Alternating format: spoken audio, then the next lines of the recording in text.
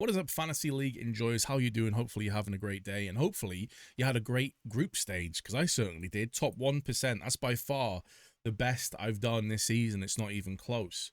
Top 100 out of 15,745. Cannot argue with any of this. Unbelievable. I said in the last video, this was a gamble, this was a risk. It could pay off, but it could also horribly have backfired. And that was mainly because I was taking a big gamble on both Yakindar and Hooksy in particular. I had less worries about NIP because I've been watching a lot of their games, doing a lot of research on their games, and I've been very impressed. They've got a solid team, and I think this is going to be a squad, by the way. If they continue this momentum going through into the latter part of this year, I think they could be a really interesting team. I don't think they're going to be contending for the top 3 spots, but top 10 for sure, maybe creeping in at like 7th, 6th, 5th, something like that, because this team is very, very interesting to me. You've got a very good IGL and Snappy, Aras and Ujurks, this great Portuguese duo, but Shush in particular, alongside Wrinkle, were the 2 standout players. And I said this before, Shush has been cooking up a storm in some of these qualifying matchups, and the worry for me was, would that translate to tournaments of this kind of caliber? When you're playing at top level opposition, you're playing much better opposition, how are they going to perform, how are they going to do? He did great. He held his own even in the games that they ended up losing, and so I was very impressed with Shush in particular. Less impressed with Jota. Aurora looked all over the place. They were very, very sketchy, very streaky, as is often the case with Aurora, to be fair. Like, that's always one thing that you level against them, is they're very inconsistent, very streaky with their performances, but they managed to somehow crawl their way into the playoffs. But I'll get onto that in a few moments. It's not going to get any easier there. I don't think they're going to do or fare too well at all. But Hooksy in particular and Yakindar, I think that they are on a bit of a redemption arc right now, and I would love to see it happen. I would love to see this success continue. I'd love to see Furia with Moladoy obviously in Fallen, switching back to Rifle and just fully IGLing with being a Rifler. With this new kind of like talent coming through, I'd love to see Furia actually be a legit contender. Have K-Serata and Yuri finally start to get to a level that they deserve to be at. They've been languishing away in Furia for far too long.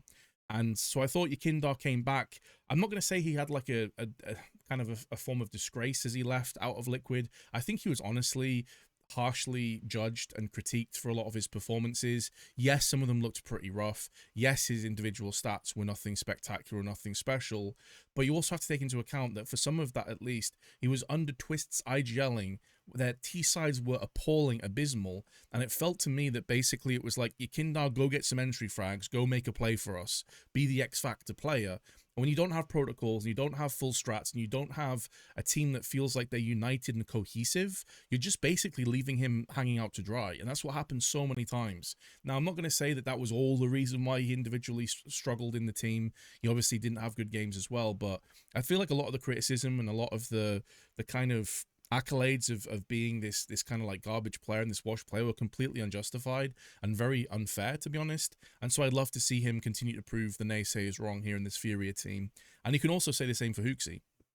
Now, his individual performances were, you can't really argue, they were rough. Like, you look at the stats, they don't lie. You look at some of the games, they don't lie.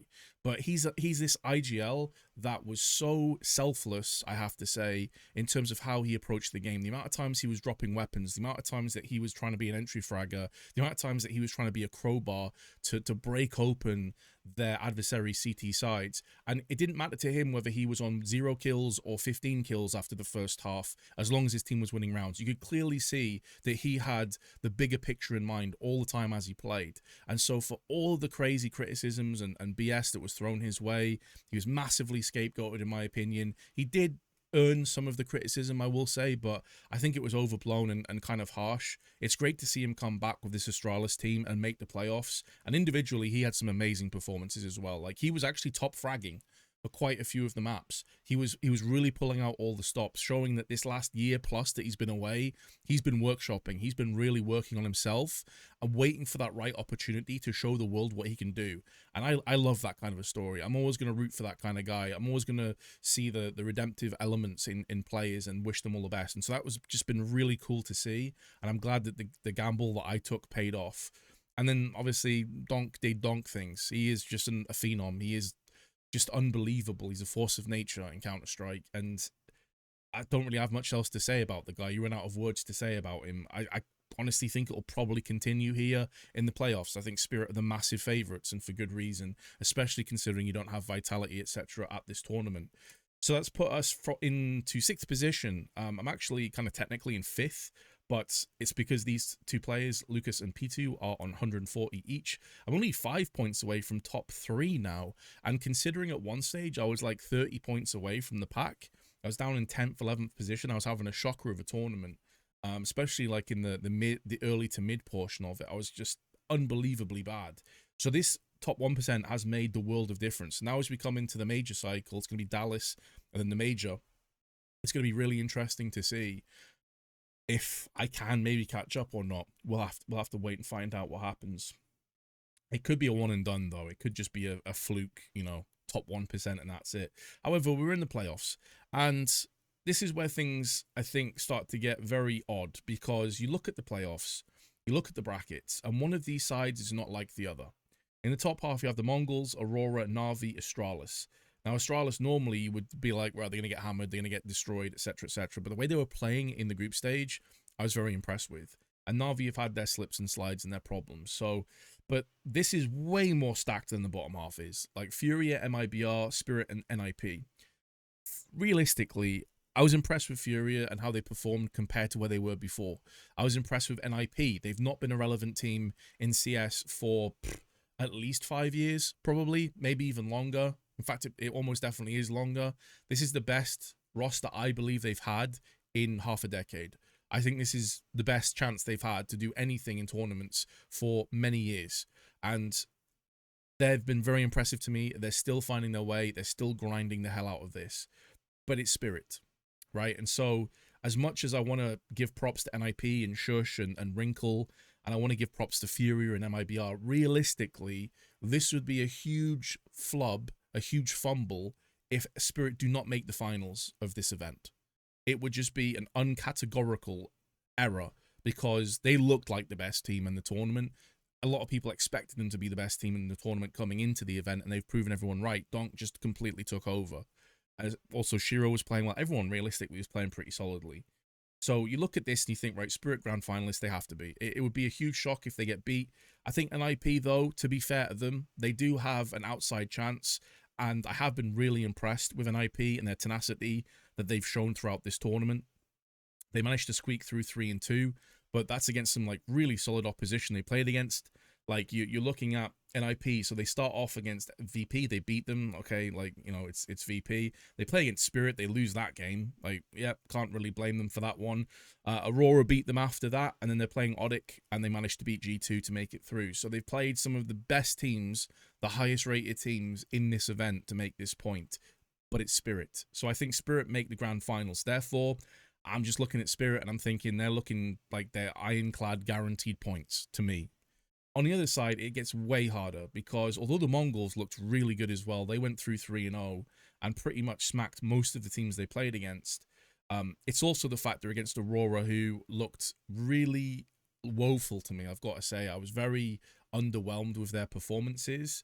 Now, with it being the playoffs, the Mongols may be having an issue with the playoffs, but Aurora have also had their issues. This for me is a very tough one to call, but I'm going to go off the basis of what I saw in the group stage, in which case I think the Mongols win this game. Na'Vi and Astralis, Na'Vi should win, right? Like, let's be real about this one. As much as we can romanticize Hooksy's comeback, and as I said before, I just spent like a few minutes talking about it. I'm really happy to see it, and I hope it continues.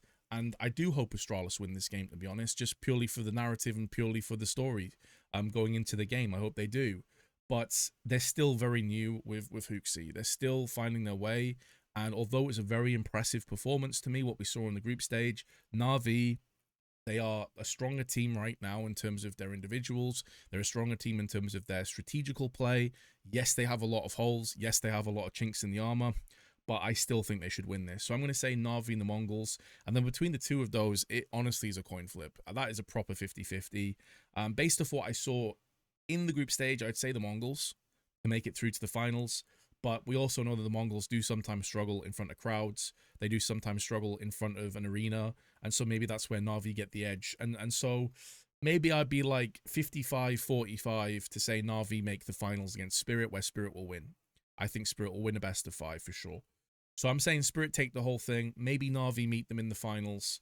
But that's way harder on that side of the bracket. So this is the team that I've gone for. as a result of everything I just talked about. Now, I wanted to go for Donk. I really wanted to go for Donk, but let me show you his cost.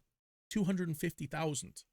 A quarter of your budget gone on one player, and he's still got 4 more to fill out. It wasn't feasible.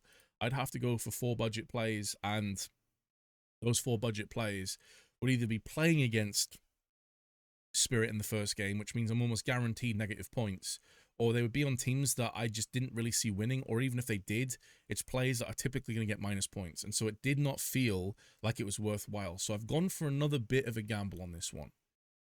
I'm going for Shiro and Chopper for Spirit because I think Spirit will win the tournament, but I'm also going for Shush because on the outside chance that Nip do beat Spirit and they take them down and they have a fairy tale run, Shush is going to bag a ton of points.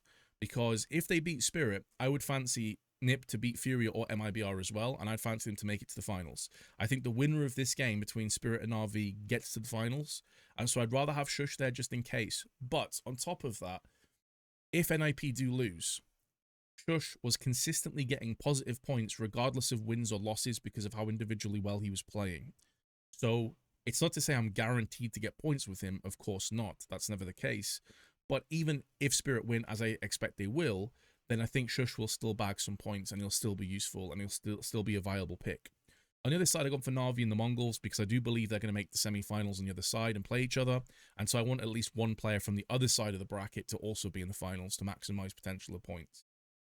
I did really badly want to go Donk, though. I'm going to be honest. I really badly wanted to go Donk. It just wasn't possible. 250k is outrageously expensive, understandably so, and I'd even say justifiably so. The way he's been playing, the way he absolutely smurfed through in the group stage, I get it. If you made him like 240, everyone picks him, of course. This way, I've got 2 Spirit players, but I'm also hedging my bets a little bit with Shush, do some work. I was thinking of going for Yekindar on the other side instead, because I think Furia probably do beat MIBR. That would be my favorite team out of those two to make the win. But then I just feel like they get smashed against Spirit anyway, and so I guess I could put a chicken on him, but I'd rather put a chicken on somebody else, you know, as we go through the games. Either way, this is the team I'm going to go for. This feels right in my gut, so I'll stick with that one. Comment below and let me know if you agree or disagree with these picks and how have you been doing in the last few games, and I'll see you guys in the next video. Peace.